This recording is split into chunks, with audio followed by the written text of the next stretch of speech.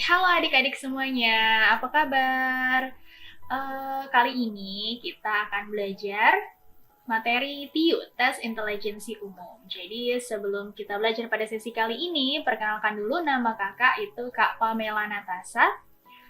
Oke, jadi nanti selama beberapa menit ke depan kita akan membahas salah satu materi pada ujian SKD yaitu tes intelijensi umum, dan yang pertama akan kita bahas kali ini yaitu tentang bilangan. Oke, pasti adik-adik sudah pernah ya belajar bilangan, jadi nanti kita akan berimain kembali dan kita akan bersama-sama membahas soal tes intelijensi umum materi bilangan. Oke, langsung kita mulai aja ya.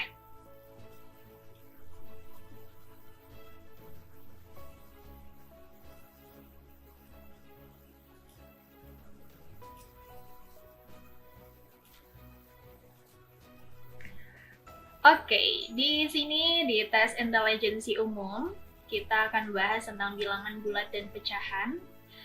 Jadi apa saja sih sebenarnya pembahasan atau contoh-contoh soalnya seperti apa sih untuk di materi ini, atau seperti apa sih biasanya soal-soal yang keluar di soal TIU pada SKD CPNS.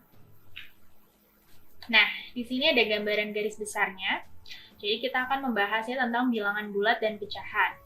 Jadi terbaginya jadi dua nih, ada bilangan bulat dan juga ada bilangan pecahan. Nah, di bilangan bulat sendiri kita akan belajar mengenai operasi hitung bilangan bulat, KPK dan FPB, teori habis dibagi, dan kalau untuk di bilangan pecahan, kita akan bahas tentang pecahan istimewa, mengubah desimal ke pecahan, dan mengoperasikan hitung pecahan.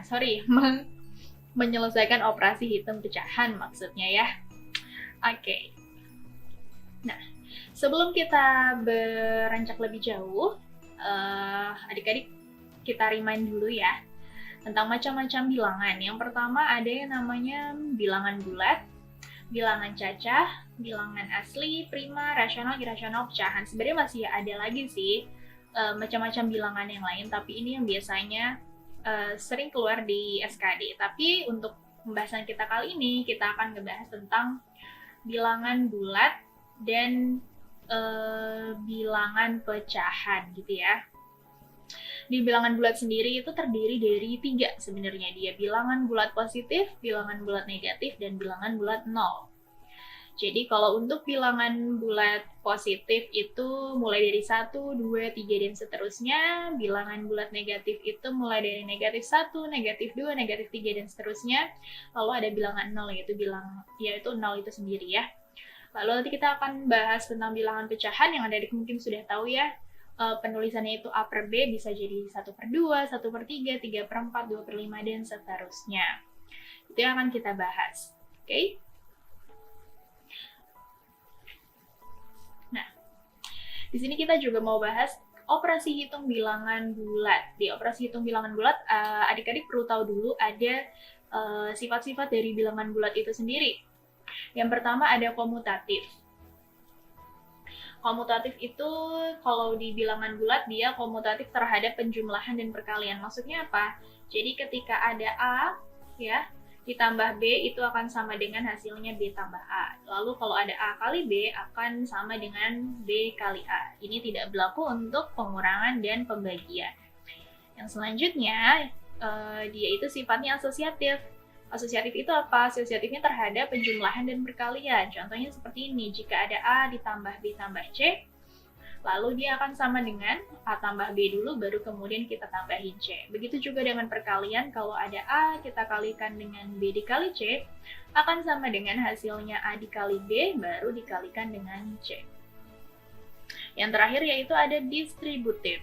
Nah, distributif ini distributif perkalian ya, terhadap penjumlahan dan pengurangan. Jadi kalau misalnya kita punya A dikali B tambah C akan sama dengan A kali B tambah A kali C.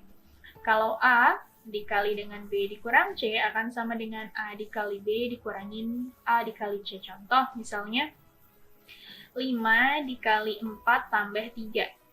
Ini akan sama dengan 5 kali 4 ditambah dengan 5 kali 3. Gitu. Ini namanya distributif terhadap penjumlahan. Jadi kalau misal pengurangan nanti tandanya aja yang sini yang berganti. Gitu, oke? Contoh soal yang pertama. Di sini ada bilangan negatif 6. Ya, lalu di sini ada 6 bagi 2, di sini ada negatif 3 kali 3. Nah, yang mana sih yang harus kita kerjakan terlebih dahulu? Kalau di operasi bilangan bulat seperti ini, adik-adik perlu pahami bahwa ada prioritas penyelesaian. Yang pertama, prioritas kalau misalnya dia adalah di dalam tanda kurung.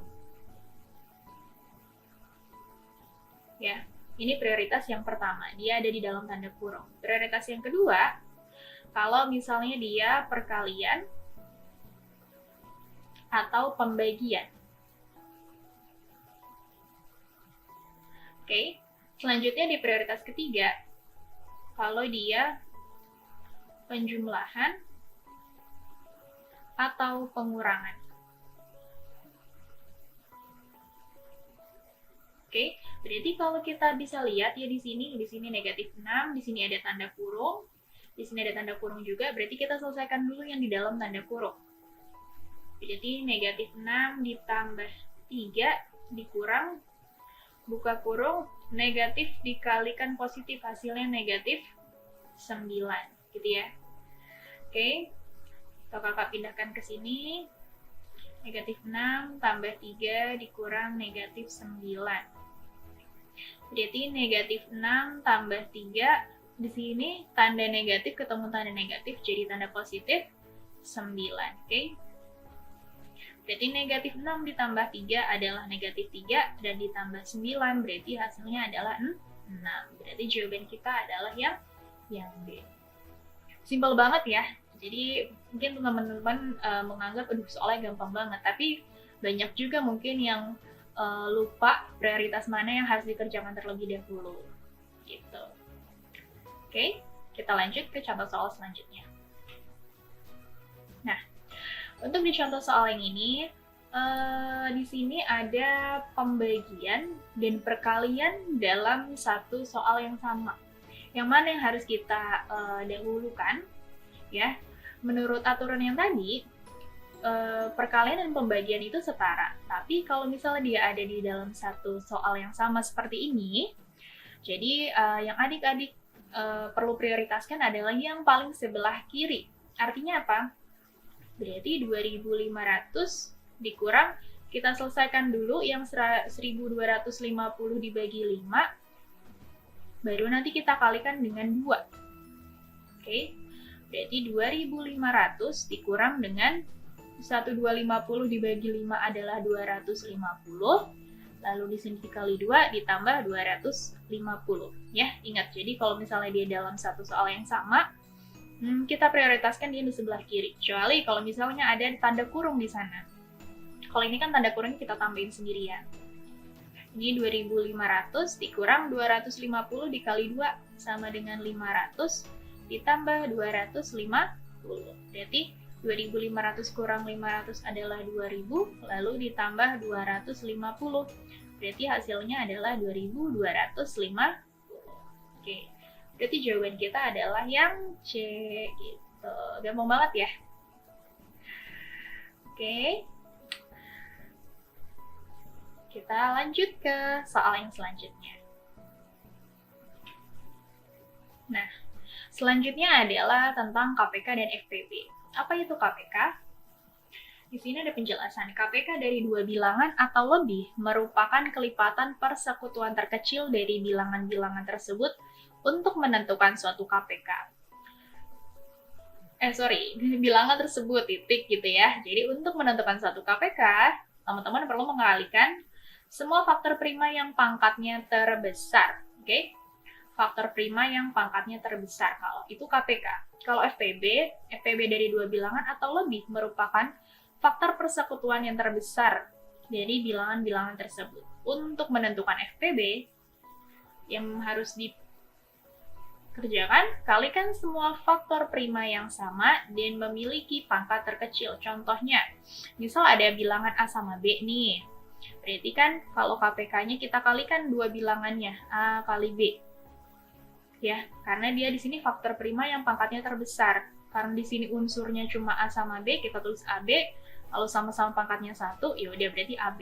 Kalau FPB-nya, karena tidak ada unsur yang sama, maka FPB-nya adalah 1.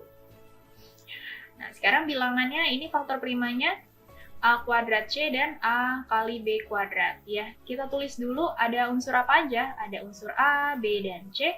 Lalu kita pilih pangkat yang terbesar. Untuk di A, pangkat terbesarnya adalah pangkat 2. Untuk yang di B itu, karena dia sendirian ya, cuma B kuadrat aja. Jadi langsung kita tulis B kuadrat.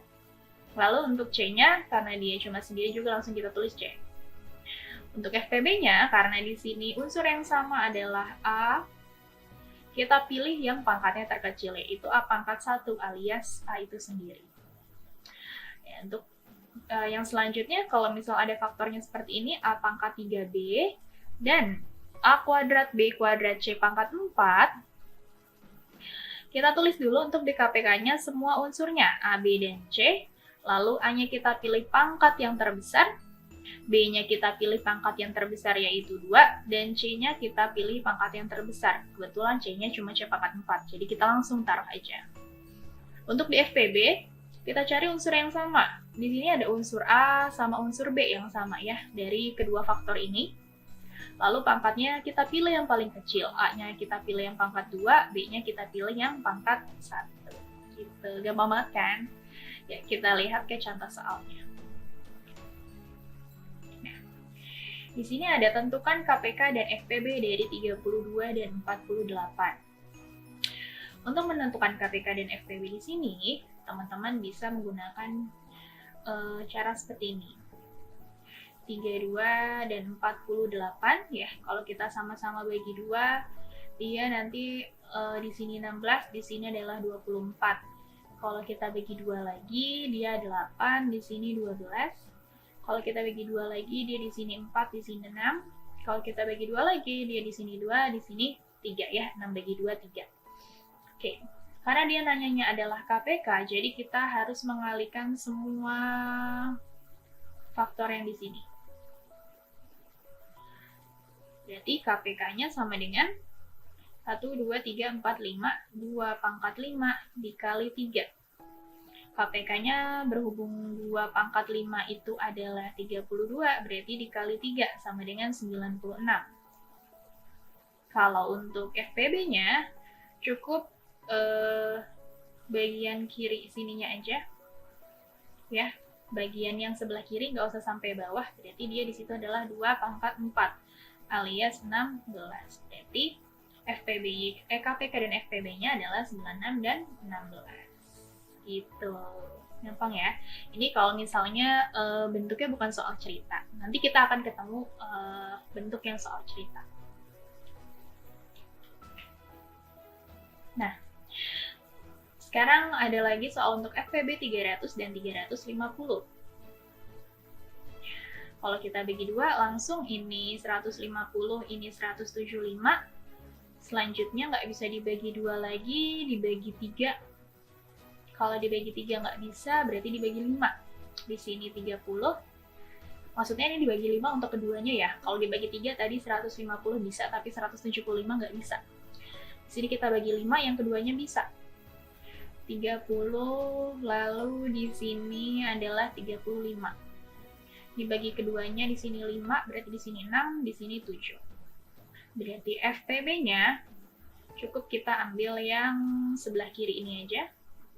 2 dikali 5 pangkat 2. 2 dikali 25 sama dengan 50. Berarti FPB-nya adalah 50. Gitu. Gampang kan? Lanjut ya. Karena sebenarnya ini masih materi yang sederhana ya untuk yang di bilangan. Nah, selanjutnya kita akan bahas tentang teori hadis dibagi. Apa itu hadis dibagi? Jadi contoh, misal ada 10 dibagi 2, hasilnya adalah 5. Kalau kita punya 15 dibagi 5, hasilnya 3. 24 dibagi 8, hasilnya 3. Atau 16 dibagi 4, misalnya hasilnya 4 ya. Tapi kalau misalnya 9 dibagi 2, hasilnya adalah 4, sisanya 1. 1. Karena 4 kali 2, 8, tambah 1, 9. Gitu ya. Lalu kalau misalnya ada 15 dibagi 4, hasilnya itu adalah 3. Sisanya berapa? Sisanya 3. Oke, jadi yang mana yang habis dibagi? Yang habis dibagi itu ini, dan ini. Lalu yang tidak habis dibagi, ini dan ini. Ini tidak habis dibagi.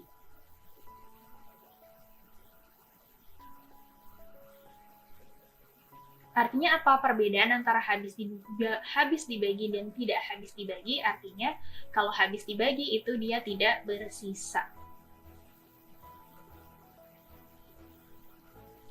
Sedangkan kalau tidak habis dibagi artinya dia masih punya sisa. Kayak ini ya, sisa 1, sisa 3, dan seterusnya. Masih banyak contoh-contoh yang lainnya. Nah, tapi apa sih yang sebenarnya mau kita bahas di teori habis dibagi ini? Nah, jadi setiap bilangan itu biasanya punya karakter tersendiri, ya. Di sini ada bilangan 2 sampai 10 yang punya karakter tersendiri. Jadi kalau misalnya yang pertama yang habis dibagi 2, kalau ciri-ciri bilangan habis dibagi 2, bilangan tersebut merupakan bilangan genap. Contoh, misalnya 1 juta gitu ya. Atau 2.500. Atau 352 dan seterusnya. Jadi kalau dia bilangan genap berarti dia habis dibagi 2. Untuk mengetahui apakah dia bilangan genap atau ganjil, dari mana kita bisa lihat satuan akhirnya ya. Di sini, bilangan genap. Lalu selanjutnya habis dibagi 3. Cirinya adalah penjumlahan seluruh bilangan habis dibagi 3. Maksudnya seperti apa? Contoh, misal ada 252. Apakah ini habis dibagi 3 atau enggak? Kalau kita jumlahkan 2 tambah 5 tambah 2 sama dengan 9. 9 habis dibagi 3, karena 9 dibagi 3 hasilnya adalah 3. Jadi, penjumlahan seluruh bilangannya maksudnya adalah kita menjumlahkan ya, seluruh angka-angkanya kita jumlahkan, hasilnya kita bagi 3, apakah dia habis atau enggak. Kalau habis dibagi 4, 2 digit terakhir bilangan tersebut harus dibagi 4. Artinya gimana? Jadi kalau misalnya ada, ini contoh ya, kalau misalnya ada angka seperti ini, 2.516.324. Apakah dia habis dibagi 4? Kita tinggal lihat 2 digit belakangnya, yaitu 24. Karena 24 habis dibagi 4, tidak bersisa, maka dia habis dibagi 4 untuk bilangan 2.516.324. Kalau habis dibagi 5, digit terakhir merupakan bilangan 5 atau 0. Oh, gampang banget dong kalau ini. Kayak misalnya contohnya 125, 255, 3.215.720 misalnya ya. Pokoknya satuan belakangnya angka 5 atau 0.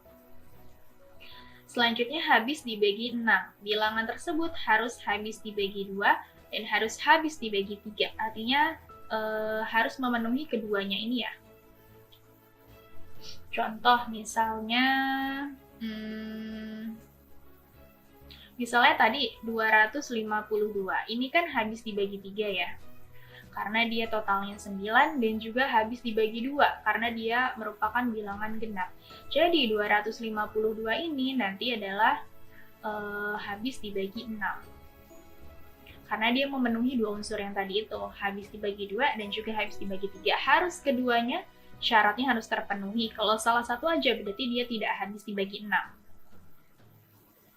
Selanjutnya, habis dibagi 8. 3 digit terakhir habis dibagi 8. Jadi kayak tadi ya, kalau habis dibagi 4, 2 digit terakhir. Kalau habis dibagi 8, dia itu 3 digit terakhir. Jadi kalau misalnya kita punya contoh, kayak tadi 2.516.324 gitu misalnya. Nah, kita melihat apakah 324 ini 3 digit yang paling belakang habis dibagi 8 atau enggak. Kalau misalnya dia habis, berarti dia bilangan ini merupakan bilangan habis yang dibagi 8. Selanjutnya, kalau habis dibagi 9, ya, penjumlahan seluruh bilangan tersebut habis dibagi 9. Kalau tadi habis dibagi 3, penjumlahan bilangannya habis dibagi 3, bedanya di sini kalau habis dibagi 9, jumlah seluruh bilangannya habis dibagi 9. Kalau habis dibagi 10, sudah otomatis ya kita sudah tahu digit terakhirnya harus merupakan bilangan 0. Itu udah otomatis bilangan habis dibagi 10. Mungkin ada yang bertanya, Kak, kok habis dibagi 7-nya dilewati? Jadi kalau habis dibagi 7 itu agak lumayan panjang sebenarnya dia caranya, dan sudah hampir bukan jarang lagi ya, mungkin nggak pernah sih kakak menemukan untuk soal yang habis dibagi 7 karena dia terlalu panjang, dan kalau di TIU sih sebenarnya dia udah nggak termasuk, jadi kita nggak usah bahas untuk yang habis dibagi 7. Oke, kita cari sekarang jawaban di contoh soal. Nah, di sini kita ada contoh bilangan mana sih yang habis dibagi 3 dan 88? Oke. Dia di sini bilang dan habis dibagi 3 dan 88. Kalau habis dibagi 3 berarti kita harus menjumlahkan seluruh bilangan. Lalu dia harus habis dibagi 3. Kalau habis dibagi 88 karena di sini kita lihat angkanya cuma 88 ya. Otomatis yang habis dibagi 88 itu kita cari jumlah bilangan 8 yang genap. Di sini ada 1, 2, 3, 4, 5, 6, 7, 8. Oke, ini mungkin. 1, 2, 3, 4, 5, 6, 7. Oke, ini tidak mungkin. 1, 2, 3, 4, 5, 6 ini mungkin. Yang ini cuma 5, tidak mungkin. 1, 2, 3, 4. Oke, ini mungkin. Karena 88 bagi 88 kan 1 ya. Kalau 88 ini kayak gini nih, kalau genap gini kan nanti berarti hasilnya adalah 1111 gitu. Jadi kita ambilnya yang carinya yang genap. Nah, setelah itu ya, kenapa nggak kita cari dulu bilangan yang habis dibagi 3, karena itu akan makan waktu. Jadi kita tentuin nih, yang mana sih di antara ini habis dibagi 3 dan 88 yang kira-kira lebih cepat. Yang habis dibagi 88-nya terlebih dahulu. Jadi kita sudah mengeliminasi 2 jawaban. Sehingga kita hanya harus menjumlahkan opsi A, opsi C, dan opsi yang E. Di opsi A, di sini ada 1, 2, 3, 4, 5, 6, 7, 8. Berarti 8 kali 8, 64. 64 itu berarti 6 tambah 4, 10. 10 tidak habis dibagi 3. Berarti bukan jawabannya. Kalau yang C, 8 kali 6 sama dengan di sini sampai 64 aja ya, 64 tidak habis dibagi 3, berarti dia opsi yang A tidak habis dibagi 3. Kalau di sini 8 kali 6 yaitu 48, jadi ini nggak usah kita ini lagi, 48 nya habis dibagi 3. Kalau yang ini 8 dikali 4, 32 tidak habis dibagi 3, berarti salah. Ini 48 bisa ya dibagi 3 hasilnya 16, berarti jawaban kita adalah yang C. Gitu. Oke? Gampang banget ya. Lanjut ke soal yang selanjutnya.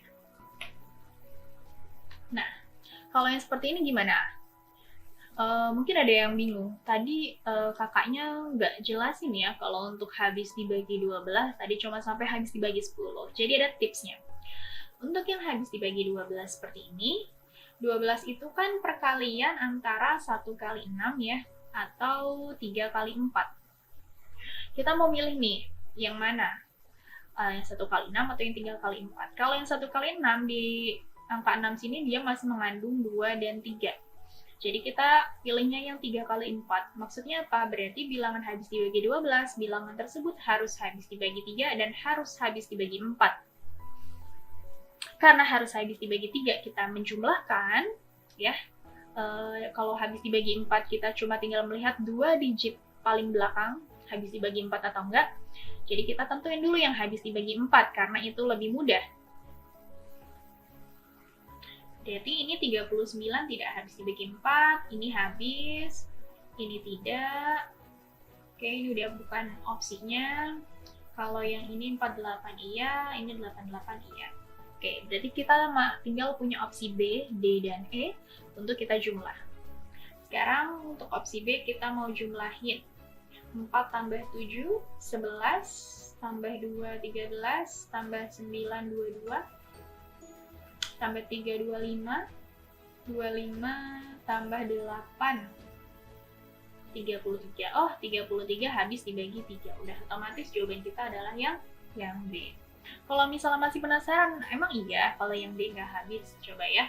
1 tambah 2, 3, tambah 6, 9, tambah 4, 13, tambah 4, 17, tambah 8, 25. 25 tidak habis dibagi 3. Ini udah pasti bukan.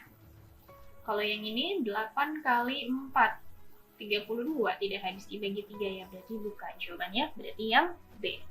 Gitu.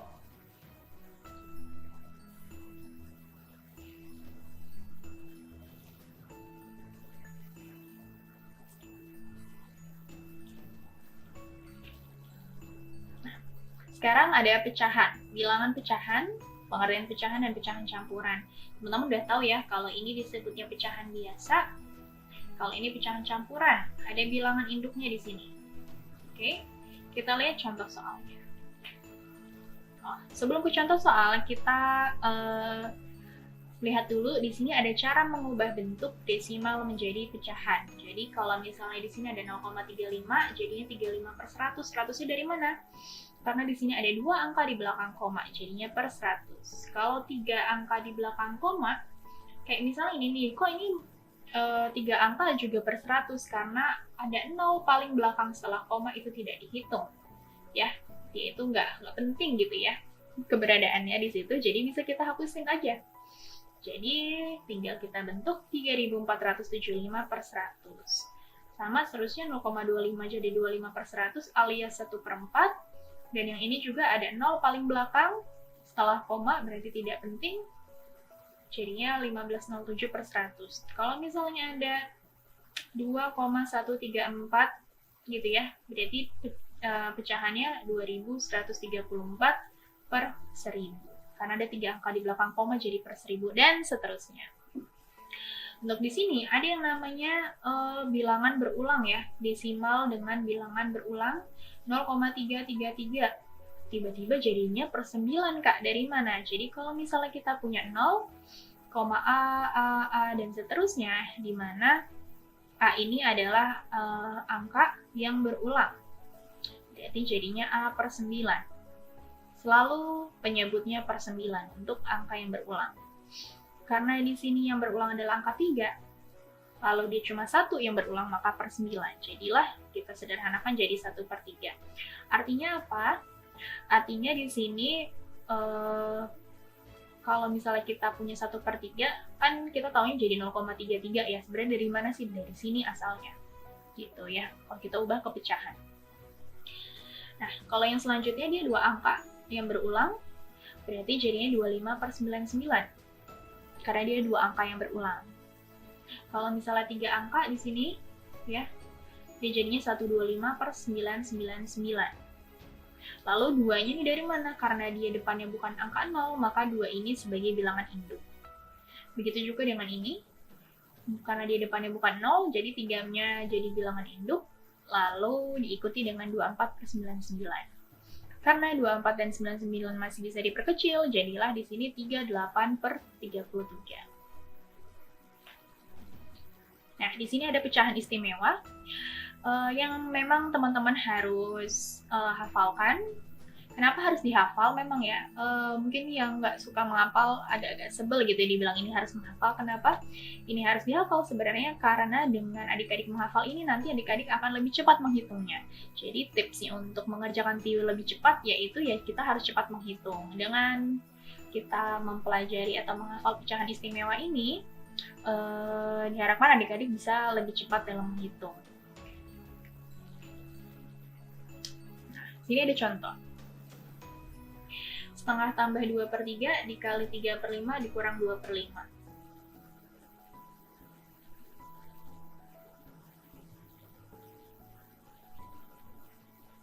Sama kayak tadi, sifatnya apa yang perlu kita dahulukan yaitu perkalian.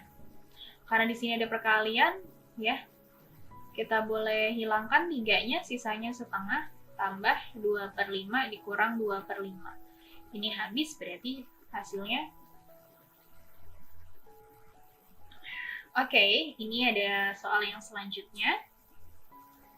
Kalau kita punya 42/5 ditambah 1/2 dibagi 4/2. Nah, karena ada tanda di dalam kurung, walaupun dia di situ ada pembagian, kita utamakan di dalam kurung terlebih dahulu.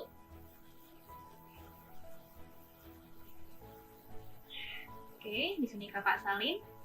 Nah, karena dia dikurung, jadi kita selesaikan yang penjumlahan terlebih dahulu. Untuk menjumlahkan pecahan campuran, teman-teman bisa menjumlahkan bilangan induknya terlebih dahulu 4 dan 1, yaitu 5. Baru pecahan biasanya, 5 dan 2 penyebutnya 10, 10 bagi 5 2, 2 kali 2 4, ditambah 10 bagi 2 5 kali 1 5.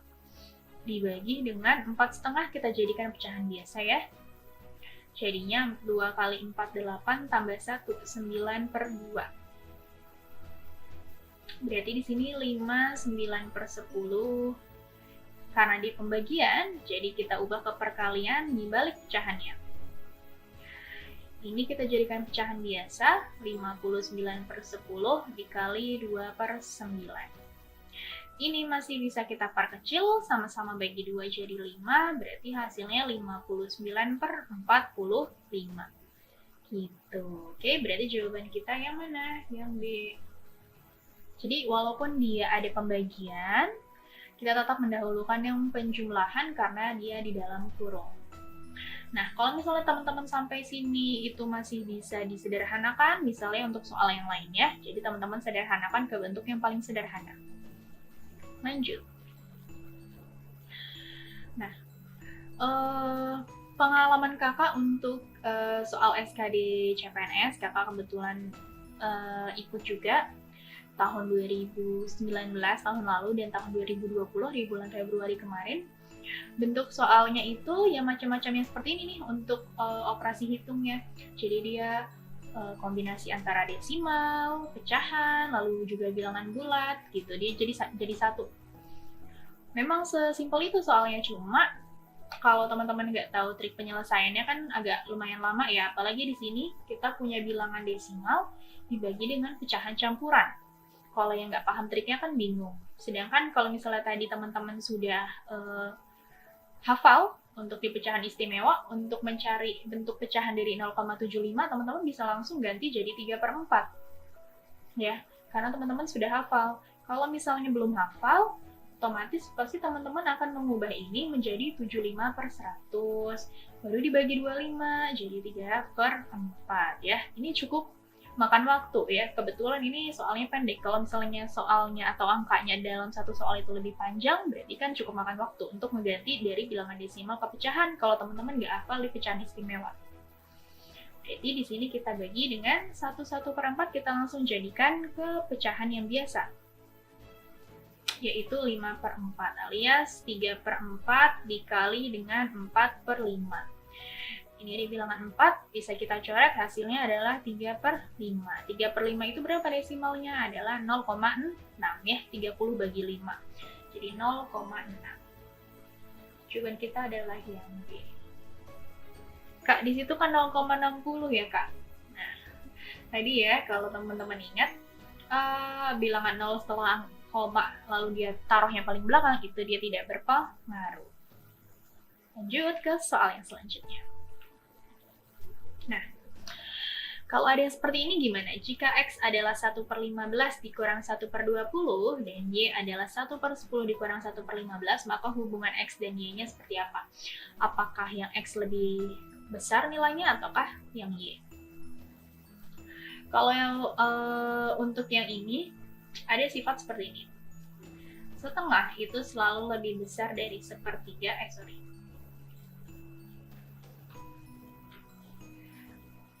setengah lebih besar dari 2/3, lebih besar dari 3/4, lebih besar dari 4/5, lebih besar dari 5/6, lebih besar dan seterusnya. Ini kalau karakter pecahan ya. Tapi kalau misalnya di sini karena di penyebutnya sama, di situ ada 1/10, 1/15 dan 1/20. Otomatis yang paling besar adalah 1/10, paling kecil adalah 1/20. Oke. Di sini 1/10 untuk yang Y, untuk yang X 1/15 dikurang 1/20. Untuk yang Y, dia 1/10 dikurang 1/15. 1/10 dikurang 1/15 aja lebih besar 1/10 ya. Jadi kalau semakin besar penyebutnya, maka nilainya akan semakin kecil kalau dia pembilangnya sama. Oke, di sini kalau kita samakan penyebut ini 300, kalau ini samakan penyebut ini 150. Di sini 300 bagi 15 itu adalah 20 dikurang 15. Ya, 300 bagi 20, 15. Berarti hasilnya 5/300. Kalau yang ini 150 di sini berarti 15 dikurang 10. 5/150. Lihat, pembilangnya sama, penyebutnya beda. Tadi semakin besar penyebutnya, maka nilainya semakin kecil. Otomatis X lebih kecil dari si Y. Ada nggak sih Kak triknya kalau misalnya kita nggak harus menghitung? Sebenarnya dengan kita melihat ini aja ya. Karena besaran 1/10, otomatis sudah 1/10 dikurang 1/15 ini udah pasti lebih besar daripada yang ini. Gitu. Sebenarnya dengan kita melihat itu aja udah tahu, karena kita udah tahu 1/10 itu lebih besar. Oke, tapi kalau untuk pembuktian cara menghitungnya, gini ya, maka X lebih kecil daripada si Y. Di sini ada soalnya dalam bentuk pecahan, sebuah truk dari Surabaya tengah menuju Jakarta membawa 5/3/4 ton. 5/3/4 ton dalam perjalanan mendapatkan tambahan muatan, berarti ditambah dengan 2,5 ton. Apabila di Subang diturunkan 3/3 dikurang 3/3, maka barang yang dibongkar di Jakarta adalah berapa sisanya ya? Oke. Kalau misalnya kita tadi tahu di sini pecahan campuran kita bisa selesaikan bilangan induknya dulu. Berarti 5 tambah 2 dikurang 3. Sorry, ini 31/3. Lalu untuk pecahan biasanya ini bukan dikali ya. Ini untuk membedakan aja, di sini ada 4, 2, dan 3. Berarti penyebutnya kita pakai 12. 12 dibagi 4, 3 kali 3, 9, ditambah 12 bagi 2, 6 kali 1, 6, dikurang 12 bagi 3, 4. Berarti 5 tambah 2, 7, 7 kurang 3, 4. Di sini 9 tambah 6, 15 kurang 4, 4, 11/12. Berarti jawaban kita adalah yang D. Gitu. Gampang kan?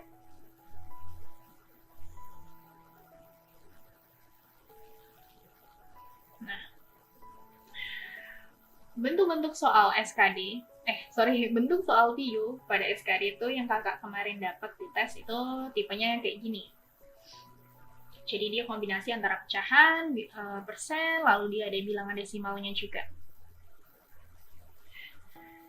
Setengah ditambah, kalau teman-teman sudah hafal ya, 75% itu adalah 3/4 dikurang. Ini karena bilangan berulangnya 1, lalu satu angka doang yang berulang, maka 1/9. Jadi dikurang 1/9 ditambah 2. Oke, berarti kita samakan dulu penyebutnya, karena di sini angka 2-nya bukan pecahan ya, jadi kita biarin nanti dia di sini jadi tambah 2. 2, 4, dan 9. Penyebutnya berarti kita punya 36. 36 bagi 2, 18, tambah 36 bagi 4, 9 kali 3, 27, dikurang 36 bagi 9, 4. Berarti 18 tambah 27 adalah 45, dikurang 4, 41/36, ditambah 2. Oke, 41/36 karena lebih besar pembilang daripada penyebut, berarti 41 bagi 36 itu adalah 5/36. Sisanya 5 kan, 41 dibagi 36 sisanya 5. Berarti di sini tambah 2. Artinya apa? Hasilnya 3, 5/36. Kita jumlahin depannya. 35/36. Berarti jawabannya adalah yang A. Gitu. Gampang kan?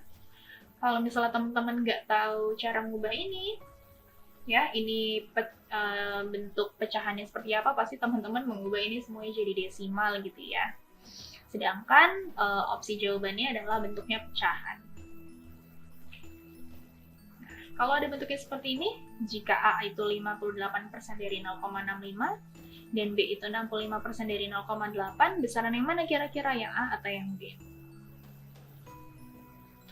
58% dari 0,65 dan yang B adalah 65% dari 0,58. Oke. Caranya untuk menyelesaikan bentuk yang seperti ini, sorry suaranya.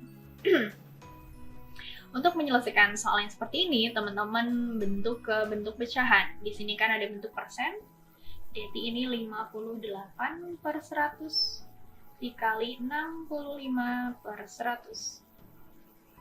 Yang ini 65/100 dikali 58/100. Oke, kalau kita lihat dia pembilangnya sama-sama 58 kali 65 dan penyebutnya sama-sama 100 kali 100. Artinya A sama dengan B. Gitu ya. Kecuali kalau misal di sini ada tambahan 0 gitu ya, 1 misal. Berarti jadinya gimana? Berarti kalau dia ada tambahan 01 di sini yang lebih besar otomatis si A, karena si B itu dibaginya dengan 1000 kali 100 alias 100.000. Kalau si A cuma 100 kali 100 alias 10.000 ya. Semakin besar penyebutnya, semakin kecil hasilnya. Oke, lanjut. Seorang penjahit membeli 14 gulung kain yang panjang masing-masingnya adalah 40 meter. Kain-kain tersebut akan dibuat 185 seragam. Jika satu set seragamnya butuh kain 2 meter, maka berapa panjang sisa kain yang tidak terpakai? Oke. Ada 14 gulung, masing-masing panjangnya 40 meter. Berarti totalnya semua adalah 560 meter. Kainnya akan dibuat 185 seragam. Satu set seragamnya butuh 2 meter. 185 dikali 2 meter sama dengan 370 ya. 180 kali 2 360, 5 kali 2 10, berarti 370. Tinggal kita kurang saja. 0, 16 kurang 7, 9, ini 4 kurang 3, 1. 190 meter sisanya ya. Sebenarnya untuk soal-soal yang tipe seperti ini kan sebenarnya soal SD ya gitu. Jadi kakak sih yakin teman-teman pasti bisa. Mia mengerjakan matematika terdiri dari 20 soal dengan ketentuan kalau benar poinnya 5, kalau salah poinnya negatif 2, dan kalau tidak menjawab nilainya 0.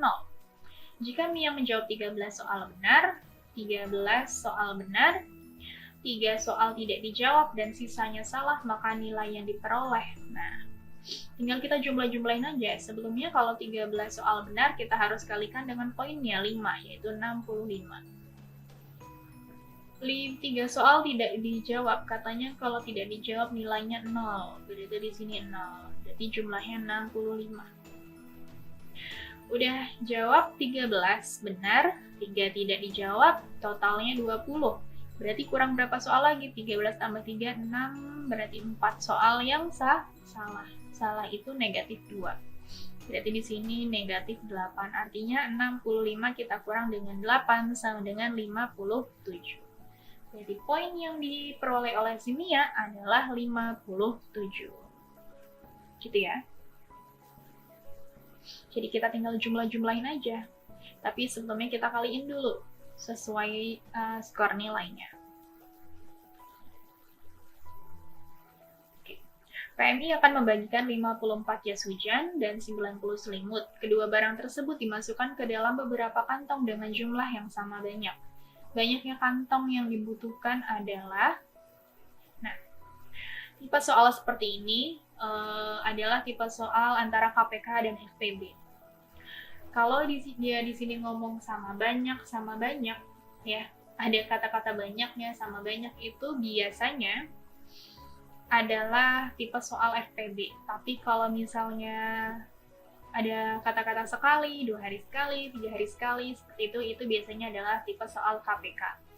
Berarti kita cari FPB antara 5, 4, dan 10.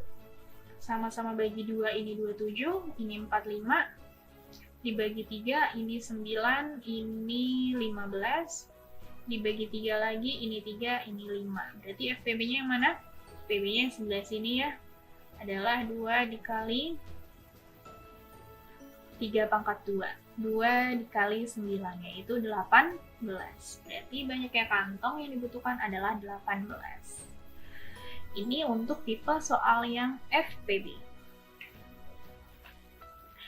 Kalau yang ini tipe soal yang KPK karena ada sekali-sekali. Anwar berenang 4 hari sekali, Budi 3 hari sekali, dan Chandra 6 hari sekali. Jika ketiganya berenang bersama pada tanggal 7 Oktober, maka mereka akan berenang bersama lagi pada tanggal berapa? Berarti kita akan mencari KPK antara 4, 3, dan 6. Ya, karena di sini kita sudah bisa lihat bilangan terdekat yang bisa dibagi 4, 3, dan 6 yaitu 12 ya. 12 bisa bagi 4, 12 bagi 3 bisa, 12 bagi 6 bisa. Berarti KPK-nya adalah 12. Berenangnya awalnya tanggal 7, lalu mereka akan berenang lagi tanggal berapa? 7 Oktober ditambah 12 hari kemudian, yaitu adalah 19 Oktober. Jadi jawaban kita adalah yang C. Gampang?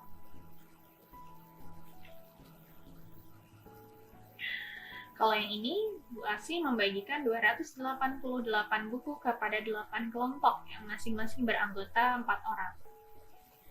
Berarti jumlah anggota seluruhnya adalah ada 8 kelompok kali 4, 32 anggota. Berarti tiap orang dapatnya berapa? 288 dibagi 32. Sama dengan yang 2 dikali berapa hasilnya 8, coba kita kali 9 karena kalau kali 10 kurang ya. 18, 3 kali 9, 27 tambah 1, 288. Benar ya? Berarti ya, setiap orang akan menerima berapa buku? Menerima 9 buku.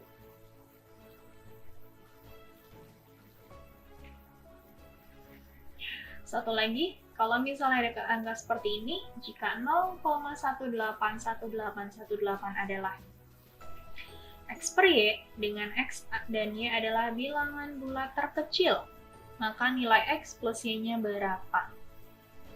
Seperti yang kita tahu, untuk mengubah ini, berarti karena angka yang berulangnya adalah angka 18, dan dia berulangnya itu 2 angka, berarti per 99.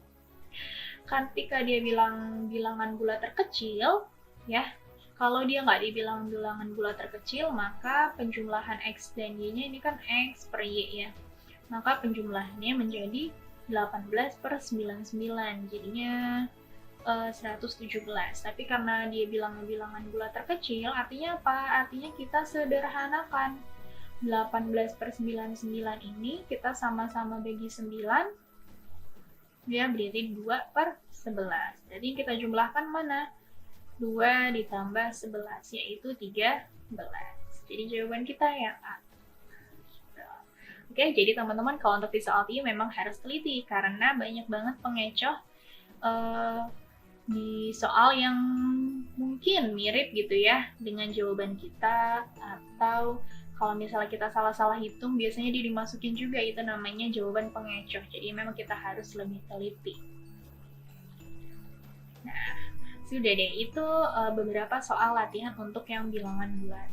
Sebenarnya masih banyak sih tipe-tipe yang lain yang mungkin teman-teman bisa pelajari lagi. Di sini ada kata-kata dari kakak, practice makes perfect, pelajari dan perbaiki kekurangan.